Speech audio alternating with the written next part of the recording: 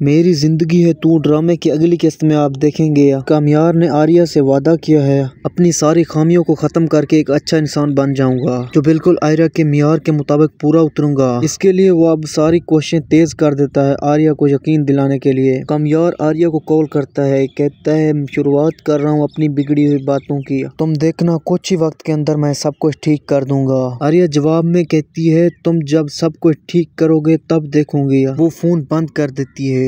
कामयार हैरान हो जाता है, आर्या को कोई भी फर्क नहीं पड़ा मेरी बातों से। उस वक्त रात का टाइम होता है। आर्या फिर खिड़की से कपड़ा हटा कर देखती है कहीं कामयार पहले की तरह नीचे तो नहीं खड़ा, लेकिन कामयार वाकई वहाँ पर मौजूद नहीं था। ये देखकर आर्या को काफी अच्छा लगता है, कहती है वो इसी बहाने मुझे भी सुकून मिल जाएगा। इधर कामयार सुबह सुबह उठता है, अपनी रूटीन को सेट करता है। रात की पार्टियों को खत्म करके यूं अचानक चेंज होना इसकी दोस्त फारिया बहुत ही ज्यादा परेशान कि आखिर तुम ये सब कर क्यों रहे हो। जिस पर कामयार खुश होकर कहता है कोशिश कर रहा हूँ खुद को बदलने की, खुद को एक काबिल इंसान बनाने की। फारिया ये सुनकर कहती है ये सब उस लड़की के लिए। फारिया कामयार का यूं बदल जाना देखकर आर्या से दिल ही दिल में जलने लग जाती है। फिर कामयार की अम्मी से जाकर बात करती है, कहती है कि कामयार को उस लड़की ने अपने इशारों पर नचाना शुरू कर दिया है, बल्कि कामयार को तो उसने बिल्कुल पागल बना दिया है। कामयार की माँ फिर अपने शोहर से जाकर लड़ती है, कहती है तुम क्यों नहीं अपने बेटे को समझाते।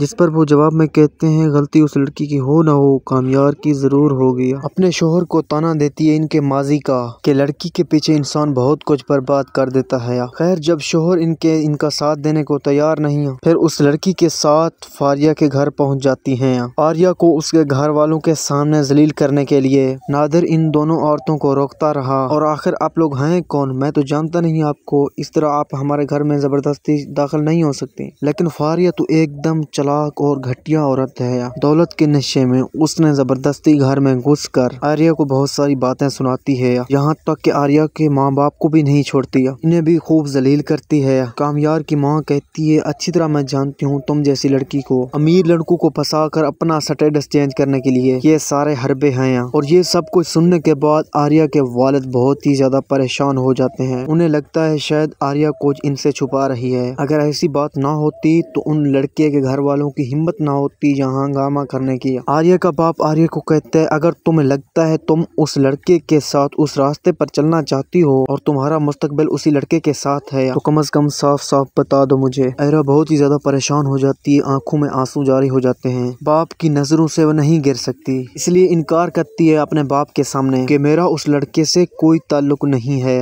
मैं बस उससे पीछा छुड़वाना चाहती थी। अपनी बाबा की आंखों और लहजे में अपने लिए बेतबारी देखकर आर्या को बहुत ही बुरा लगता है। कामयार को आर्या फोन करती है, गुस्से से कहती है चिल्लाकर तुम्हारी मॉम और तुम्हारी वो दोस्त फारिया वो मेरे घर आई थी, उन्होंने मेरे घर आकर मुझे जलील किया, मेरे बाप को बातें सुनाई और तुम कहते हो तुम सब ठीक कर दोगे। ये आर्या की बातें सुनकर कामयार बहुत ही ज्यादा परेशान हो जाता है। कामयार कहता है ये कैसे हो सकता है, मुझे तो उसने बताया ही नहीं। कामयार मनाने की काफी मिन्नतें करता है आर्या को, लेकिन वो साफ इनकार कर चुकी है कि तुम अब सुधरो या बिगड़ो मुझे इससे कोई फर्क नहीं पड़ता, और याद रखो मेरा तुम्हारा वास्ता या ताल्लुक कोई भी नहीं है, आइंदा मेरे सामने भी मत आना। कामयार तड़प जाता है, कहता है प्लीज एक बार मुझे माफ कर दो, एक बार मुझे मौका दे दो। जिस पर आर्या को बहुत ही ज्यादा गुस्सा आ जाता है, कहती है तुम सिर्फ बातें कर सकते हो। इसके बाद आर्या कॉल को कट कर देती है। कामयार बहुत ही ज्यादा परेशान अपने घर में बैठा होता है। कामयार को दादी कहती है मुझे आज परेशान लग रहे हो। कामयार कहता है दादी